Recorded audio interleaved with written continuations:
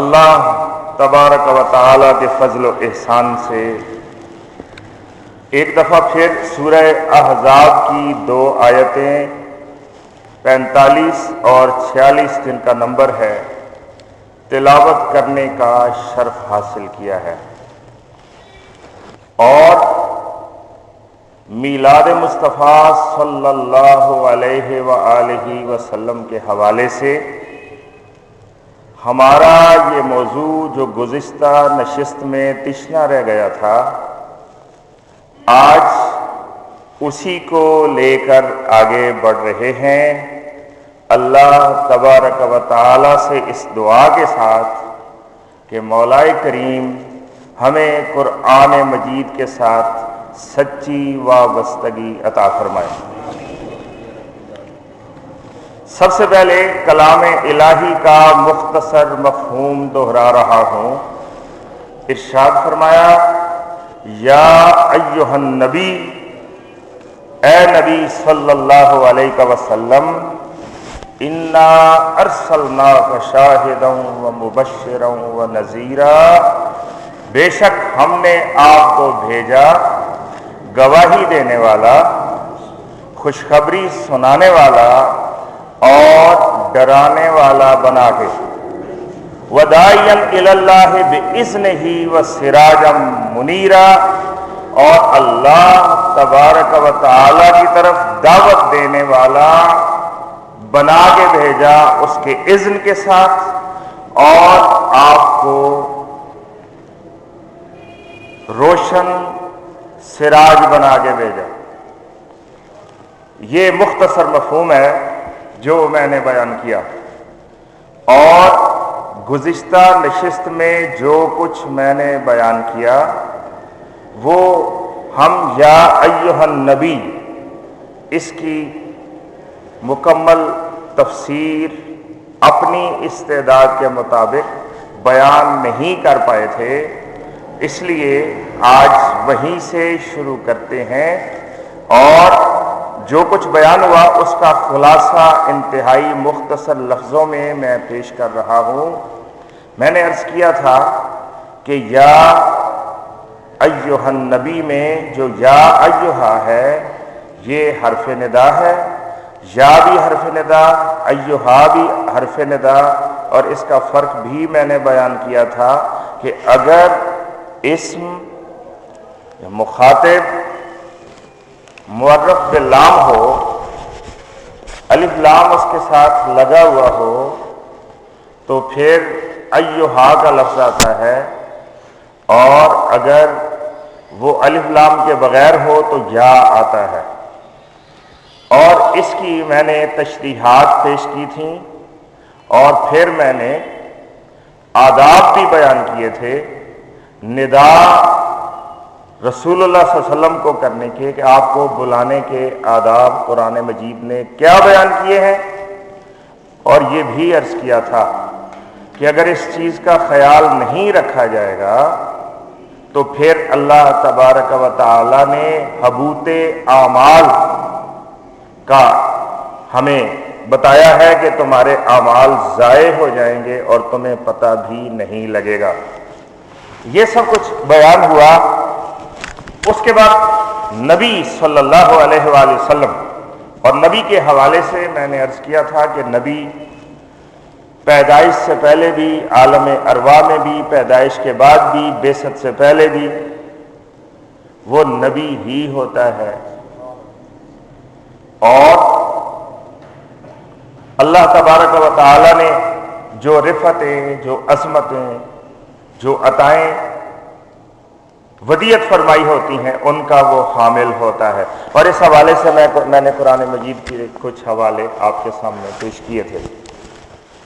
اور یہ بات نبی کیا ہوتا ہے، اور نبی کی عظمت کیا ہے، نبی کا مقام کیا ہے، نبی کا مشن کیا ہے، بہت سی باتیں ہیں، اور یہ بہت بڑا موضوع ہے۔ اختصار کے ساتھ کچھ مزید باتیں نبی کے تعارف کے سلسلے میں پیش کر رہا ہوں کہ سورہ احزاب میں اللہ تبارک و تعالی نے بیان فرمایا تعلق جو مومن کے اور نبی کے درمیان ہوتا ہے، بلکہ ان نبی، نبی صلی اللہ علیہ وآلہ وسلم آپ کے اور نبی کے اور ہمارے درمیان، نبی صلی اللہ علیہ وسلم کے اور ہمارے درمیان رشتہ کیا ہے، مومن کے اور نبی کے درمیان کیا تعلق ہے، کیا رشتہ ہے۔ 6 نمبر آیت سورہ احزاب، ارشاد فرمایا النبی اولا بالمؤمنین من انفسہم، کہ جو نبی صلی اللہ علیہ وآلہ وسلم ہیں وہ مومنوں کے لیے ان کی جانوں سے بھی زیادہ قریب ہیں۔ جان جو ہے یہ بہت بڑا رشتہ ہوتا ہے انسان کا، اور سب سے اہم رشتہ ہوتا ہے۔ ان گنت مثالیں جو ہیں وہ دی جاتی ہیں اور ہمارے سامنے موجود ہیں کہ جب طوفان نوح آیا،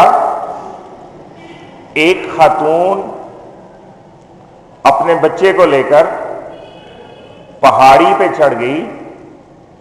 اس کا خیال تھا کہ پہاڑ بلند ہے، پہاڑی بلند ہے، اور اس پر چڑھنے کی وجہ سے وہ طوفان کی دسترس سے آزاد ہو جائے گی، بچ سکے گی۔ لیکن اللہ تبارک و تعالی کا یہ وعدہ تھا، یہ عذاب تھا، اور کشتی نوح میں سوار افراد کے سوا باقی لوگوں کے لیے بچنا ممکن نہیں تھا، اس لیے سب ڈوبتے چلے گئے، اور جوں جوں پانی پہاڑی کے اوپر چڑھتا چلا گیا، یہ خاتون اس سے اونچی چوٹی، اس سے اونچی چوٹی، حتیٰ کہ سب سے بلند چوٹی پر چڑھ گئی۔ اب خاتون ہے اور اس کا بچہ ہے، اور یہ بچے کا اور ماں کا تعلق جو ہے وہ بڑا مشہور ہے ممتا کے حوالے سے۔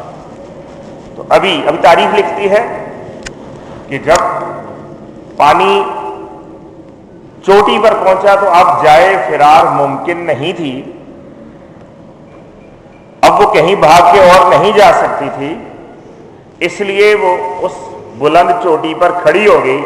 اب جو پانی چڑھنا شروع ہوا تو آہستہ آہستہ اس کے گھٹنوں تک، پھر کمر تک، اب جوں جوں پانی اوپر آتا تھا وہ بچے کو اوپر کرتی چلی جاتی تھی، اور حتیٰ کہ پانی جب زیادہ بلند ہوا تو اس نے ایسے ہاتھ اوپر اٹھائے اور بچے کو اوپر بلند کر لیا، لیکن جوں ہی اس کو پہلی ڈبکی لگی، اس نے جلدی سے بچے کو اپنے پیروں کے نیچے رکھا اور خود اس کے اوپر کھڑی ہو گئی تاکہ میں بچ سکوں۔ یعنی جان کی جو محبت ہے، اکثر اوقات یہ ظاہر ہوتا ہے کہ ساری چیزوں سے زیادہ انسان تمام اعزاء اقارب رشتے اپنی جان سے پہلے محبت کرتا ہے، اور جب مومن ہو جاتا ہے یہی انسان تو اللہ تبارک و تعالی نے اپنی جان سے بھی قریبی رشتہ جو ہے وہ جوڑ دیا ہے مومن کا، کہ النبی اولا بالمؤمنین من انفسہم، کہ مومنوں کے لیے نبی صلی اللہ علیہ وآلہ وسلم کے ساتھ تعلق اپنی جان سے بھی زیادہ قریبی ہوتا ہے۔ یہاں سے آپ اندازہ لگا سکتے ہیں۔ اور پھر ایک اور تعلق ہے جو نبی کا تعلق ہے اور اللہ کا تعلق ہے، اور اس کو بھی سورہ احزاب میں آیت نمبر 56 میں بیان فرمایا، اور بڑا عجیب و تعلق ہے کہ اللہ تبارک و تعالی جو تمام کائنات کا اور تمام انسانیت کا خالق ہے، وہ خود یہ ارشاد فرما رہا ہے کہ ان اللہ وملائکتہ یصلون علی النبی، یہ جو ان نبی ہے، نبی صلی اللہ علیہ وسلم، خاص نبی، ان پر اللہ بھی اور اللہ تبارک و تعالی کے فرشتے بھی صلات بھیجتے ہیں، یا ایھا الذین آمنوا صلوا علیہ وسلموا تسلیما،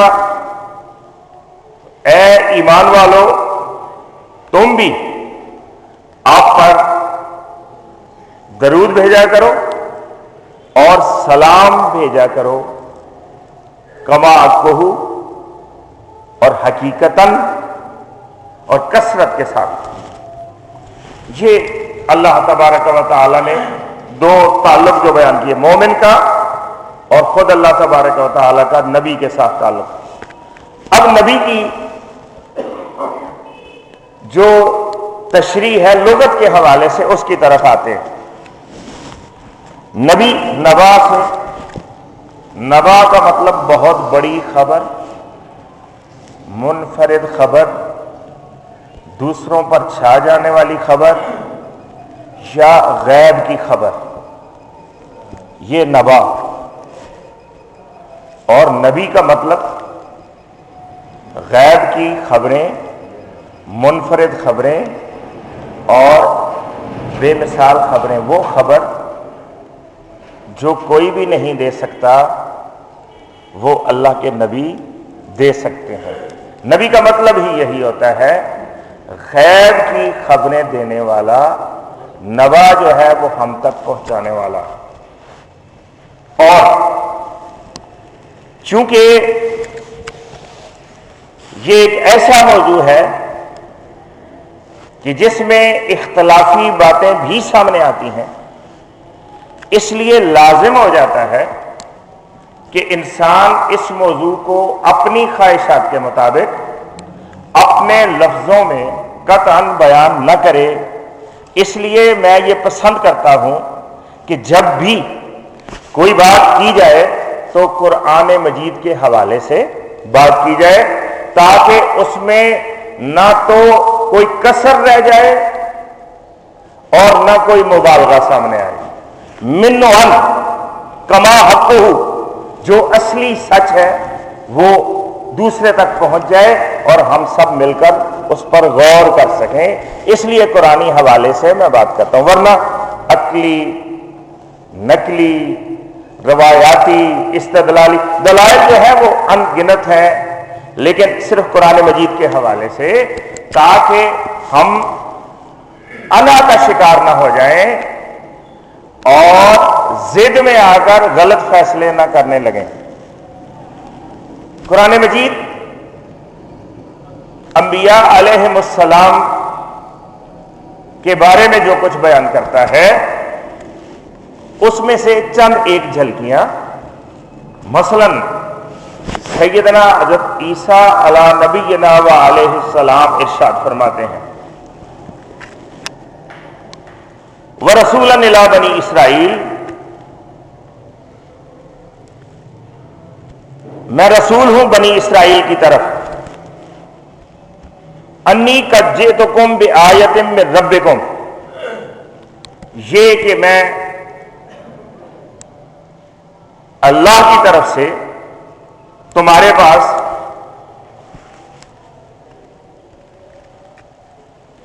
معجزہ لے کے آیا ہوں، نشانی لے کے آیا ہوں۔ انی اخلق لکم من الطیر، انی اخلق لکم من الطین کہیئۃ الطیر، یہ کہ میں بناتا ہوں تمہارے لیے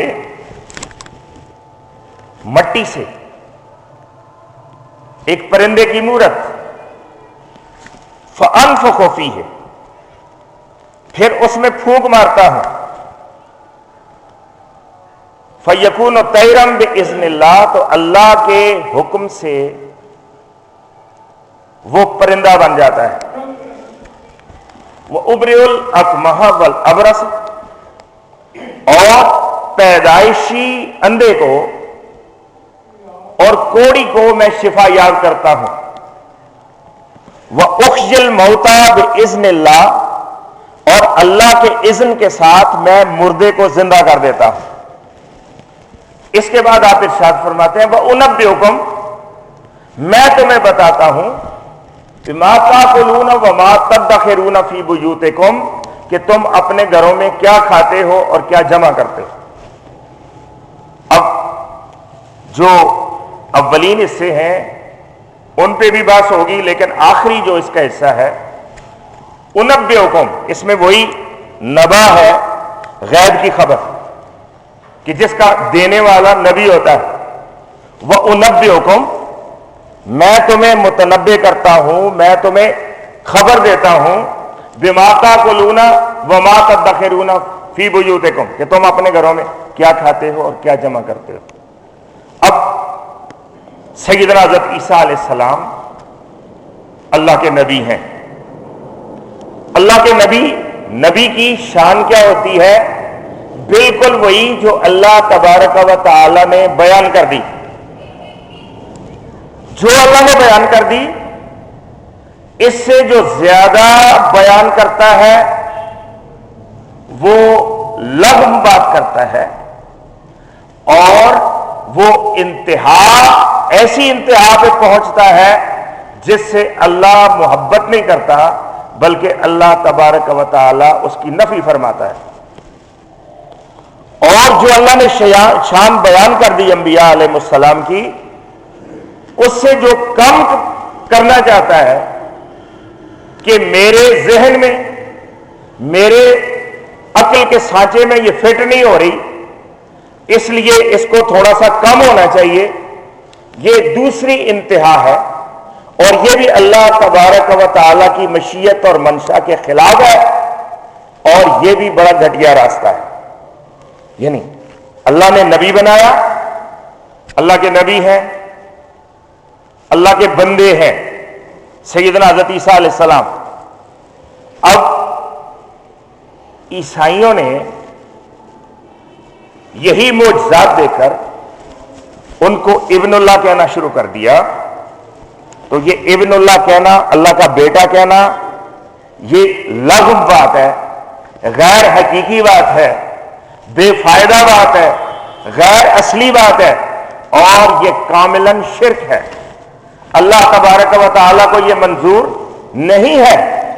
یہ تو بالکل ٹھیک بات ہے جو کہے کہ نہیں، تھوڑا سا میں اپنے پاس سے بھی بیان کروں گا، معاذ اللہ، اللہ سے پوری شان بیان نہیں ہو سکی، تھوڑی سی میں اور بڑھانا چاہتا ہوں، تو یہ وہ اب جو کچھ کرے گا وہ خرابی ہی کرے گا۔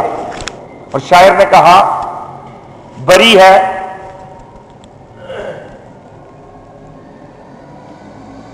حسن ذاتی جو ہوتا ہے وہ تکلف سے بری ہے۔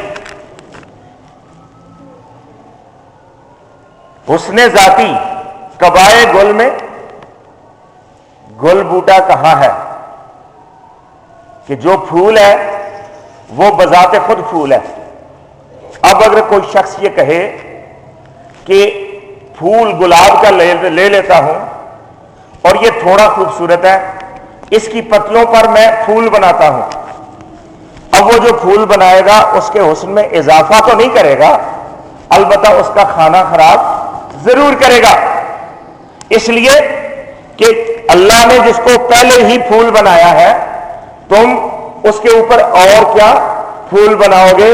اس کو مزید اس کے اوپر پھول تراشنے کی یا بنانے کی یا پینٹ کرنے کی حاجت نہیں ہے، اس لیے کہ وہ پہلے ہی پھول ہے۔ اسی طرح نبی کا جو مقام ہوتا ہے وہ پہلے ہی اتنا بڑا ہے کہ ایک شخص کہے کہ میں اس میں کچھ اور اضافہ کر دوں تو وہ ایک لغو کام کرے گا، اور یہ ایک نقصان دینے والی حرکت ہوگی۔ اسی طرح سے جنہوں نے حضرت عیسیٰ علیہ السلام کو خدا کا بیٹا کہا، اللہ کا معاذ اللہ بیٹا، تو یہ لفظ جنہوں نے استعمال کیا بہت غلط، کائنات کو دہلا دینے والی انہوں نے بات کی، بہت بڑا شرک کیا، اور یہ تو بات غلط ہے، لیکن اس لیے کہ ہمیں اللہ نے سکھایا ہے نا یہ بات غلط ہے، قرآن مجید نے بتایا نا کہ یہ بات غلط ہے، اس لیے غلط ہے، یہی بات ہے نا۔ اور دوسری طرف آئے کہ اللہ نے جو شان بیان کی کہ یہ صفات موجود ہے، یعنی یہ صرف ابن اللہ ہونے کی یہ تو موجود نہیں ہے، اس لیے ہم مانتے ہیں کہ آپ ابن اللہ نہیں تھے، لیکن جو صفات قرآن مجید نے بیان کی ہے وہ صفات ہم ان کے اندر مانیں گے کہ نہیں مانیں گے؟ مانیں گے، اس لیے کہ اللہ بیان کر رہا ہے۔ اب ہمارا جی چاہے یا نہ چاہے، ہماری مرضی ہو یا نہ ہو، ہم نے یہی ماننا ہے کہ عیسیٰ علیہ السلام اللہ کے بیٹے نہیں تھے بلکہ اللہ کے بندے تھے اور اللہ کے رسول تھے۔ اسی طرح ہمارا جی چاہے یا نہ چاہے، کسی کا دل راضی ہو یا نہ راضی ہو، یہ ماننا پڑے گا، اس لیے کہ قرآن مجید یہ کہہ رہا ہے کہ عیسیٰ علیہ السلام مٹی سے پرندہ بنا کر اس کو اڑا سکتے تھے، قرآن مجید بیان کر رہا ہے۔ اسی طرح قرآن مجید یہ بتا رہا ہے کہ پیدائشی انڈے کو اللہ کے نبی شفا یاب کیا کرتے تھے۔ یہ ہم مانیں یا نہ مانیں؟ ماننا چاہیے کہ نہیں ماننا چاہیے؟ ماننا چاہیے نا۔ کیوں ماننا چاہیے؟ اس لیے کہ یہ وہ کتاب بیان کر رہی ہے جس کے بارے میں ہم سب جانتے ہیں، ذالک الکتاب لا ریب فیہ۔ اب دیکھیں اگلی بات ہے کہ کوڑی جس کا کوئی علاج نہیں تھا، عیسیٰ علیہ السلام فرماتے ہیں کہ میں اس کو شفا یاب کرتا ہوں اللہ کے اذن سے۔ اب یہ بات ٹھیک ہے کہ غلط ہے؟ ٹھیک ہے، اس لیے کہ عیسیٰ علیہ السلام فرما رہے ہیں اور قرآن مجید کوٹ کر رہا ہے۔ یہ روایات انسانوں کے ذریعے اب تک نہیں پہنچی کہ ہم یہ تصور کریں کہ ہو سکتا ہے کسی انسان نے مبالغہ کر دیا ہو۔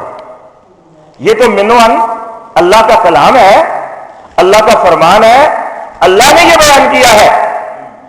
اور وہ احیی الموتیٰ باذن اللہ، کہ مردے کو میں زندہ کر دیتا ہوں اللہ کے اذن سے۔ عیسیٰ علیہ السلام فرما رہے ہیں اللہ نے بیان کیا، تو اللہ کا نبی مردے کو زندہ کر سکتا ہے کہ نہیں کر سکتا؟ کر سکتا ہے، اس لیے کہ اللہ بیان کر رہا ہے۔ اب اگر ہم سمجھیں کہ اس میں شرک ہو جائے گا تو پھر شرک جس کو ہم سمجھتے ہیں وہ شرک ہے، یا جس کو اللہ کہے گا شرک ہے وہ شرک ہوگا؟ شرک کی تعریف ہم کریں گے یا اللہ بیان کرے گا؟ اللہ قرآن مجید میں توحید تو سکھاتا ہے، کہیں شرک بھی سکھا سکتا ہے؟ تو جب اللہ تبارک و تعالیٰ نے ہمیں یہ بتایا ہے کہ نبی مردے کو زندہ کر سکتے ہیں اس لیے کہ ان کے پاس اللہ کا اذن ہوتا ہے، تو ہمیں ماننا پڑے گا کہ نبی جو ہے وہ مردے کو زندہ کر سکتے ہیں۔ اور جب ہم یہ مانتے ہیں تو یہ عین توحید ہے اور شرک نہیں ہے۔ اسی طرح جب آپ فرماتے ہیں وَأُنَبِّئُكُم، میں تمہیں بتاتا ہوں بِمَا تَأْكُلُونَ وَمَا تَدَّخِرُونَ فِي بُيُوتِكُم، کہ اپنے گھروں میں کیا کھاتے ہو، کیا جمع کرتے ہو، میں تمہیں یہ غیب کی خبر دیتا ہوں۔ تو اب یہ غیب کی خبر ہے، تو غیب کی خبر ایک دے رہا ہے اللہ کا بندہ اللہ کے اذن سے، تو یہ قرآن مجید بتاتا ہے کہ آپ دعویٰ کر رہے ہیں اور اللہ اس کی نفی نہیں کر رہا بلکہ اس کو بیان کر رہا ہے، ہمیں سنا رہا ہے کہ یہ نبی کا مقام ہوتا ہے، یہ نبی کی شان ہوتی ہے۔ تو اب یہ مان لینا کہ نبی غیب کی خبر دے سکتا ہے، یہ شرک ہے کہ توحید ہے؟ توحید ہے نا۔ آپ سمجھیں، اب آپ کو میں سمجھاتا ہوں کہ غلط فہمی کیسے پیدا ہوتی ہے، اور پھر حوالہ بھی قرآن کا دیا جاتا ہے۔ مثلا اللہ تبارک و تعالی نے ارشاد فرمایا، سیدنا حضرت ابراہیم علیہ السلام سب سے بڑے موحد، آپ نے یہ ارشاد فرمایا الذی هو یطعمنی و یسقین، وہ اللہ جو مجھے کھلاتا اور پلاتا ہے، وَإِذَا مَرِضْتُ فَهُوَ یشفین، جب میں بیمار ہوتا ہوں تو وہ مجھے شفا عطا فرماتا ہے، وہ مجھے کھلاتا اور پلاتا ہے۔ اب سمجھیں بات شروع کہاں سے ہو رہی ہے کہ بر کا درخت ہے، کچھ لوگ اس کو بھگوان مانتے ہیں، ہے نا، اور گائے ایک جانور ہے، کچھ لوگ اس کو بھگوان مانتے ہیں۔ وہ بھگوان نہیں ہے، وہ غلط کرتے ہیں، سجدے کرتے ہیں، اس کو ایسے برکتیں اس میں ظاہر کرتے ہیں جو اس میں نہیں ہے، اس سے جا کے اولاد مانگتے ہیں، بیٹے مانگتے ہیں جو وہ نہیں دے سکتا۔ اب سوچنے کی بات یہ ہے، اب ایک بندہ کہے کہ میں توحید بیان کرنا چاہتا ہوں، خالص توحید، اس لیے لوگوں بر کے درخت کو اور گائے کو انہوں نے معبود بنایا۔ معبود تو اللہ تبارک و تعالی ہے، اس لیے آؤ کامل بریت کا اظہار کرتے ہیں، اعلان کرتے ہیں درختوں کے ساتھ۔ درخت ہمارے کچھ نہیں لگتے، ہمارا صرف اللہ لگتا ہے۔ تو اور حضرت ابراہیم علیہ السلام نے فرما دیا کہ الذی هو یطعمنی و یسقین، کہ وہی ہمیں کھلاتا اور پلاتا ہے۔ درختوں کے پاس جانا اور وہاں سے حاصل کرنا شرک ہے۔ آؤ ہم درختوں سے بے نیاز ہو جائیں۔ اب جو شخص توحید کو اس رنگ میں بیان کرے، وہ توحید کا وہ مطلب بیان کر رہا ہے جو غیر حقیقی مطلب ہے، اس لیے کہ بے شک اللہ کھلاتا ہے اور اللہ پلاتا ہے، لیکن جب تمہیں آم چاہیے تو تمہیں درخت کے پاس جانا پڑے گا۔ تم نے گندم کھانی ہے تو تمہیں درخت کے پاس جانا پڑے گا، اس لیے کہ تمہارے اللہ نے ہی یہ اذن اس درخت کو عطا کیا ہے کہ اے پودے تو آم ہوگا، تو بیر ہوگا، تو انجیر ہوگا، تاکہ میرے بندے اس کو کھا سکے۔ اب توحید کا خود ساختہ مطلب کس نے نکال لیا، اور ابراہیم علیہ السلام کی آیت کا، آپ کے فرمان کا جو غلط مطلب بیان کر رہا ہے، اس کا انجام کیا ہوگا کہ وہ بھوکا مر جائے گا۔ بھوکا مرے گا کہ نہیں؟ اس لیے کہ اللہ پلاتا ہے۔ میں نے کنویں کے پاس نہیں جانا، دریا کے پاس، نلکے کے پاس نہیں جانا، کہ اس لیے کہ پلاتا تو اللہ ہے۔ میں نے نہیں جانا اس لیے کہ ادھر جاؤں گا تو شرک ہو جائے گا۔ پانی کے منبع کے پاس جانا عین توحید ہے، اور اعتراف ہے کہ میرے اللہ نے اس سرچشمے میں میرے لیے پینے کے لیے پانی رکھا، پانی پیو اور کہو الحمدللہ رب العالمین۔ یہ عین توحید ہے، یہ شرک نہیں ہے۔ اسی طرح سے بندہ بیمار ہو گیا، اب ڈاکٹر کے پاس نہیں، میں نے نہیں جانا، ہومیوپیتھ کے پاس نہیں جانا، شرک ہو جائے گا۔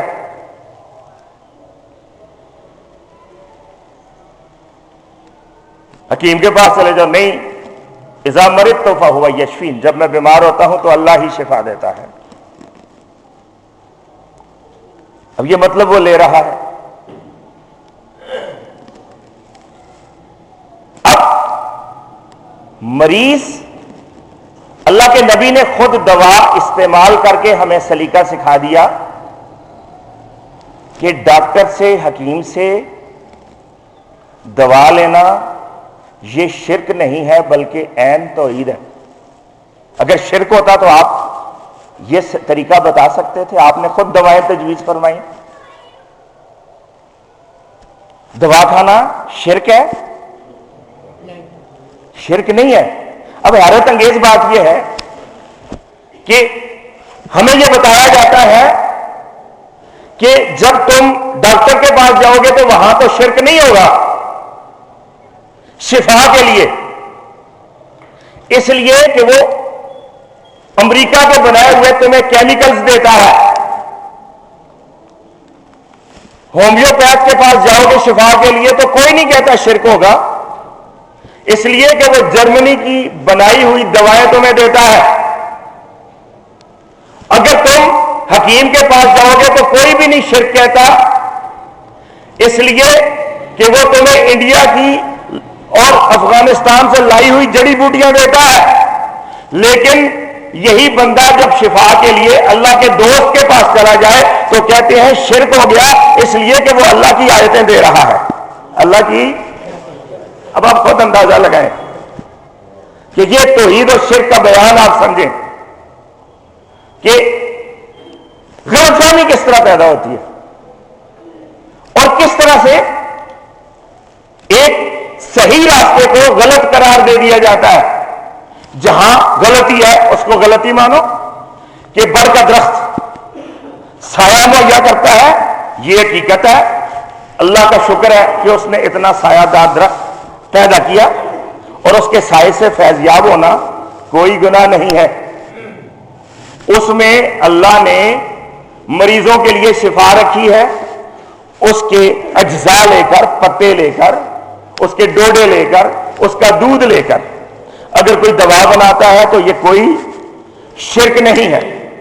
اگر کوئی بر کے درخت کے آگے سجدہ کرنے لگتا ہے تو یہ، اگر اس کو کوئی بھگوان مانتا ہے تو شرک ہے۔ اب آپ سمجھیں کہ اللہ تبارک و تعالی نے جو دین ہمیں سکھایا اس میں ہر چیز کی ویل ڈیمارکیشن موجود ہے۔ فرقان اللہ نے قرآن مجید کو بیان کیا کہ سچ اور جھوٹ کے فرق کو اللہ تبارک و تعالی نے کھول کھول کے بیان کر دیا۔ اب آگے میرا جی چاہ ہے بڑھنے کو، لیکن یہ موضوع ایسا ہے کہ میرا خیال ہے تھوڑی سی اور تشریح ہو جائے تاکہ کوئی غلط فہمی باقی نہ رہے۔ اللہ تبارک و تعالی نے قرآن مجید میں یہ بیان فرمایا، سورہ حج قرآن مجید کی 22ویں سورت، 2 آیتیں مسلسل 30 نمبر اور 31 نمبر، اللہ تبارک و تعالی نے شرک کو بیان فرمایا۔ ارشاد فرمایا وَمَن يُشْرِكْ بِاللَّهِ، جس نے اللہ کے ساتھ شرک کیا، فَكَأَنَّمَا خَرَّ مِنَ السَّمَاءِ، تو ایسا ہی ہے کہ جیسے وہ آسمان کی بلندیوں سے گر پڑا۔ یعنی جب شرک نہیں کر رہا تھا، جب وہ توحید پر قائم تھا تو وہ بلندیوں میں محو پرواز تھا، اور جو ہی اس نے شرک کیا وہ بلندیوں سے گر پڑا۔ فَتَخْطَفُهُ الطَّيْرُ أَوْ تَأْوِي بِهِ الرِّيحُ فِي مَكَانٍ صَحِيحٍ، اب چاہے تو اس کو پرندے اچک لیں یا آوارہ ہوائیں اڑا کر مقام غیر نامعلوم کی طرف لے جائیں، اس کا انجام اب پیڑا ہی ہے۔ یہ 31 نمبر آیت ہے۔ 31 اگلی آیت، ذالکا، یہ بات تو ہے، شرک کے بعد معاملے میں اللہ فرماتے ہیں یہ بیان تو ہمارا ہے، ذالکا، یہ بات تو ٹھیک ہے، لیکن وَمَن يُعَظِّمْ شَعَائِرَ اللَّهِ، جو شعائر اللہ کی تعظیم کرتا ہے تو یہ شرک نہیں ہوتا۔ فَإِنَّهَا مِن تَقْوَى الْقُلُوبِ، یہ دل کے تقوی کی وجہ سے ہوتا ہے۔ یہ دل کے، کتنا واضح بیان کر دیا، اب سمجھیں، تقوی، دل کا تقوی۔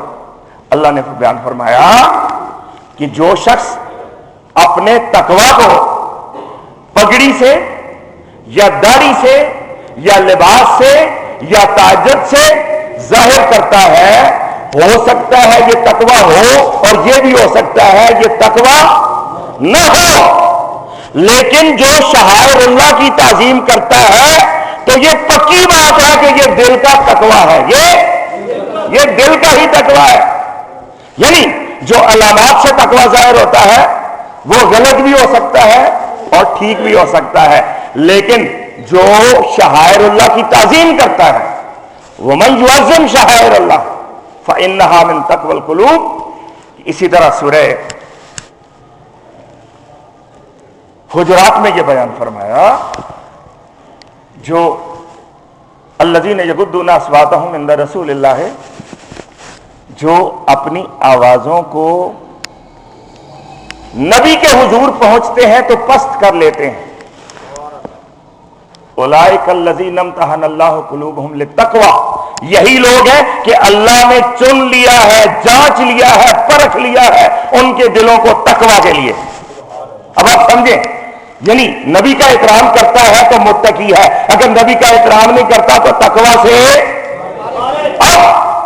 اب وہ علامتوں سے ظاہر کرتا ہے کہ میں بڑا متقی ہوں، وہ مجبور ہو جاتا ہے تنہائی کی باتیں بیان کرنے کے لیے، اور منبر پہ بیٹھ کے کہتا ہے کہ بس آج جب میں تہجد سے فارغ ہوا تو بس کپ کپی سی طاری ہو گئی، بڑی عجیب کیفیت مجھ پر وارد ہوئی۔ اب اس کو کون مجبور کر رہا ہے؟ وہ اس کا نفس مجبور کر رہا ہے کہ تقویٰ، نفس، دل، قلب، ضمیر اندر سے اس کو ملامت کر رہا ہے کہ کام تم متقیوں سے کرتے ہو لیکن اندر سے خالی ہو۔ پھر وہ چن چن کے نا علامتیں اختیار کرتا ہے کہ ٹخنے جو ہیں وہ اوپر ہوں، سلوار اوپر ہونی چاہیے، اور پگڑی کے بل جو ہے وہ پورے ہونے چاہیے، اور داڑھی کا سائز پورا ہونا چاہیے۔ جب پورا کر لیتا ہے اور اللہ کی باقی ساری مخلوق کو ذلیل سمجھتا ہے اور اس کا خیال ہوتا ہے کہ میں سب سے بڑا متقی ہوں۔ ایک یہ انداز ہے تقویٰ کا، لیکن اللہ نے جو قرآن مجید میں بیان فرمایا وَمَن يُعَظِّمْ شَعَائِرَ اللَّهِ، جو اللہ کے شاعر کا ایک تعظیم کرتا ہے وہ شرک نہیں ہے، فَإِنَّهَا مِن تَقْوَى الْقُلُوبِ، اس کی وجہ کیا ہے؟ دل کا تقویٰ، دل کا تقویٰ، دل کے تقویٰ کی وجہ سے تعظیم پیدا ہوتی ہے۔ اب تعظیم کے لیے مثالیں قرآن مجید سے ہی کہ شاعر اللہ ہوتے کیا ہے؟ ان الصفا والمروہ من شعائر اللہ، بے شک صفا اور مروہ اللہ کے شعائر میں سے ہیں۔ بھائی دو پہاڑیاں ہیں، مٹی ہے وہاں پہ، پتھر ہے، نشانات ہیں، اب پہاڑیاں ہیں، اللہ کے شعائر ہیں، اللہ کی علامتیں ہیں۔ کیوں شعائر ہیں؟ کہ ایک نبی کی عالیہ اور دوسرے نبی کی والدہ، ہم سب کا ان پر سلام ہو۔ ہاجرہ، جناب ہاجرہ سلام اللہ علیہا، کہ وہاں پہ قدم لگے ہیں، دوڑی ہے وہاں پہ، اس عالم میں کہ اللہ کو وہ ادا بھاگی۔ اللہ نے فرمایا کہ یہ ادھر سے ادھر دوڑتی ہیں، ادھر سے ادھر، صفا سے مروہ، مروہ سے صفا۔ اللہ نے فرمایا کہ مروہ بھی اور صفا بھی ہمارے شاعر میں سے۔ صفا اور مروہ کو کس نے شاعر اللہ بنا دیا؟ اللہ کی نیک بندی کی نسبت نے۔ اب اللہ یہ فرما رہا ہے کہ ان کی تعظیم کرو گے تو یہ شرک نہیں ہے بلکہ یہ دل کے تقویٰ کی وجہ سے ہے نا بات؟ اب آپ سمجھیں کہ نبی صلی اللہ علیہ وسلم کی جالی ہے معاجہ شریف، آپ کا روزہ ہے، کتنی خوش نصیب وہ جالی ہے جس کو نبی کی قربت حاصل ہے، اور جس کے ساتھ آنکھیں لگا دیں تو نبی صلی اللہ علیہ وسلم کی لحد مبارک آگے واقع ہے۔ اب اگر ایک شخص پیار اور محبت کی وجہ سے نبی صلی اللہ علیہ وآلہ وسلم کی نسبت کی وجہ سے ان کو چومنا چاہتا ہے تو وہاں پہرے دار کھڑے ہیں، وہ کہتے ہیں شرک ہے۔ غور کریں، وہ کہتا ہے یہ شرک ہے، مت چومو یہ۔ اب قرآن مجید سے میں بتا، اور پھر مانو نا یار کیوں شرک ہے؟ اس لیے کہ ان کے خیال میں شاید اللہ کو صرف چومنا جائز ہے اور یہ غیر اللہ ہے ان کے خیال میں۔ اچھا چلو، اللہ کے علاوہ کسی اور کو نہیں چومنا، مت چومو، لیکن رونے کا مقام، میں نے اخبار میں تصویر دیکھی محترم حرمین شریفین کے خادم شاہ عبداللہ بن عبدالعزیز صدر بش کو جفی ڈال کے اس کی گردن چوم رہے ہیں. اب غور کریں, پتہ نہیں, اب آپ غور کر لیں کہ اللہ کے نبی نے ارشاد فرمایا تھا کہ وصیت کی جب آپ دنیا سے جا رہے تھے عارضی طور پر, تو آپ نے ارشاد فرمایا کہ یہ یہود اور نصارہ جزیرہ نمائے عرب میں داخل نہ ہونے پائیں. یہ آپ کی وصیت ہے, ان کو داخل کر لیا. اللہ کے سوا کسی سے مت مانگو, شرک ہو جاتا ہے. امریکہ سے مدد مانگی, شرک نہیں ہوا. غور کریں کہ بش کو چمیاں لے رہے ہیں تو شرک نہیں ہو رہا ہے. نبی صلی اللہ علیہ وسلم کے حکم کی خلاف ورزیاں ہو رہی ہیں تو شرک نہیں ہو رہا. اور یہی رونے کا مقام ہے نا کہ آج ہم کہتے ہیں کارٹون کھا کے چھپے ہیں تو توہین ہوتی ہے. یعنی یہ پوری امت کا رویہ ہے کہ قرآن مجید سامنے پڑا ہے, اسی کمرے میں بیٹھ کے شراب پی ہے, اللہ کے حکم کی پتہ نہیں کتنی خلاف ورزیاں کی ہیں, قرآن کی توہین نہیں ہوئی ہے. ان کے خیال میں, کرنے والے کے خیال میں توہین نہیں ہوئی. اب جو ہی وہ واپس یہ سارا کچھ کر کے جانے لگا ہے تو ایک دوسرے سے کہہ رہا ہے بھائی دھیان نال کانڈ نہ کرنا, قرآن وال کانڈ نہ کرنا. پیٹھ کر کو کرو گے تو توہین ہوگی, قرآن کی توہین ہوگی. اب جس کو کہا گیا کہ پیٹھ نہ کرنا, اس کا مطلب یہ تھا کہ اللہ کا قانون جو کچھ کہہ رہا ہے اس کی خلاف ورزی نہ کرنا. جج نے اوپر لکھ کے لگایا ہوا ہے اعدلوا ہوا اقرب للتقوی, عدل کرو کہ یہ بات تقوی کے قریب ہے. نیچے بیٹھ کے وہ رشوت لے رہا ہے اور جب جانے لگتا ہے تو بڑی احتیاط سے گزرتا ہے کہ اللہ کی آیت ہے کہیں اس کو پیٹھ نہ ہو جائے. یعنی اس کا خیال ہے جب میں نے رشوت لی آیت کے نیچے بیٹھ کے تو توہین نہیں ہوئی, توہین اس وقت ہوگی جب یہ والی پیٹھ میں کروں گا. یہ ہماری خود ساختہ تشریعات ہیں. اور خاکہ چھپے گا تو توہین ہوگی. یہ تو وہی بچہ ہے نا بدماش جو محلے والوں سے لڑتا ہے کہ میرے باپ کے ساتھ تم نے ایسے کیا, میری ماں کی تم نے بے عزتی کی, دو چار کو زخمی کر کے آ جاتا ہے, ایک دو کو قتل کر کے آ جاتا ہے, اور پھر جب ضمانت سے چھوٹ کے آتا ہے تو پھر وہ جی بھر کے توہین کرتا ہے اپنی ماں کی بھی اور اپنے باپ کی بھی, اس لیے کہ اس کا پھر کہنے کا یہ مقصد ہوا نا کہ محلے داروں تم کیوں میرے ماں باپ کی توہین کرتے ہو, یہ میرا حق ہے میں خود کروں گا. یہی مطلب ہوا نا. تو جب آپ کہتے ہیں ڈنمارک والوں کو تو کہتے ہیں کہ توہین کر رہے ہو اور تم یہ ہو تم وہ ہو, تو یہ توہین نہیں ہے جو ہم عملاً خلاف ورزیاں کرتے ہیں اللہ کے رسول صلی اللہ علیہ وسلم کی. ہاں ہاں ہاں جی ہاں جی ہاں جی ہاں جی, آپ سمجھیں. اب جزیرہ نمائے عرب میں جب امریکہ سے مدد مانگی کہ ہمیں بچاؤ تو یہ توہین رسالت ہے کہ نہیں ہے نا.